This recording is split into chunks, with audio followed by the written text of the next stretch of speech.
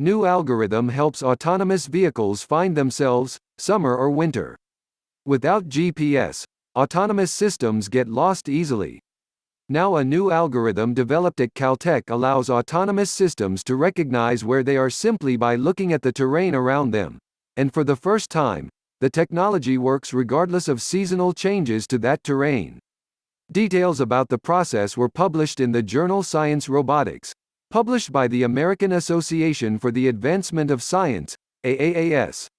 The general process, known as Visual Terrain Relative Navigation, VTRN, was first developed in the 1960s. By comparing nearby terrain to high-resolution satellite images, autonomous systems can locate themselves. The problem is that, in order for it to work, the current generation of VTRN requires that the terrain it is looking at closely matches the images in its database. Anything that alters or obscures the terrain, such as snow cover or fallen leaves, causes the images to not match up and fouls up the system. So, unless there is a database of the landscape images under every conceivable condition, VTRN systems can be easily confused.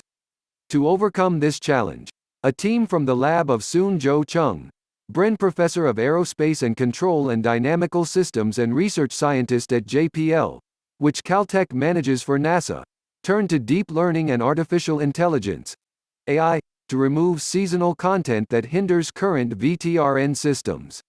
The rule of thumb is that both images, the one from the satellite and the one from the autonomous vehicle, have to have identical content for current techniques to work.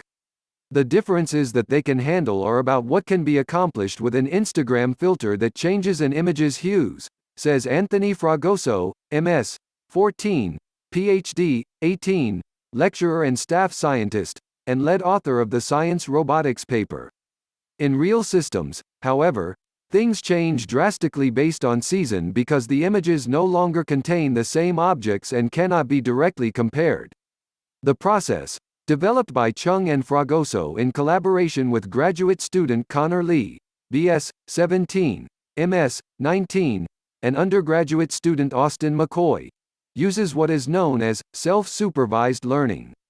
While most computer vision strategies rely on human annotators who carefully curate large datasets to teach an algorithm how to recognize what it is seeing, this one instead lets the algorithm teach itself.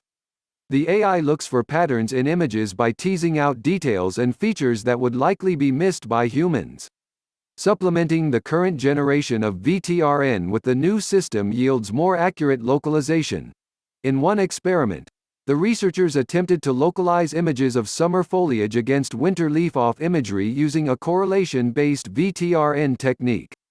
They found that performance was no better than a coin flip, with 50% of attempts resulting in navigation failures.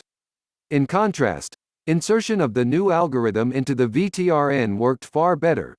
92% of attempts were correctly matched, and the remaining 8% could be identified as problematic in advance, and then easily managed using other established navigation techniques. Computers can find obscure patterns that our eyes can't see and can pick up even the smallest trend, says Lee. VTRN was in danger turning into an infeasible technology in common but challenging environments, he says. We rescued decades of work in solving this problem. Beyond the utility for autonomous drones on Earth, the system also has applications for space missions. The Entry, Descent, and Landing (EDL) system on JPL's Mars 2020 Perseverance rover mission, for example, used VTRN for the first time on the Red Planet to land at the Jezero crater, a site that was previously considered too hazardous for a safe entry. With rovers such as Perseverance, a certain amount of autonomous driving is necessary, Chung says, since transmissions could take 20 minutes to travel between Earth and Mars, and there is no GPS on Mars. The team considered the Martian polar regions that also have intense seasonal changes, conditions similar to Earth, and the new system could allow for improved navigation to support scientific objectives including the search for water.